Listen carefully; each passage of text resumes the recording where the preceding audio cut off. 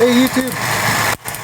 So I had to do some modifications to my design here, but I got the new one up and running, and it is significantly more powerful.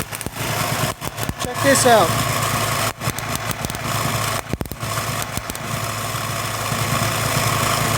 That's hooked up to my capacitor bank there.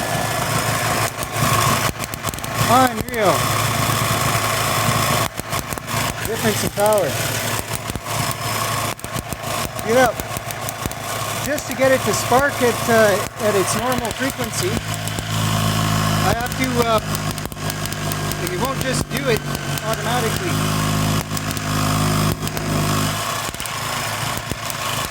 It's so much voltage that even though it's hooked up to capacitors, it wants to bridge anyways.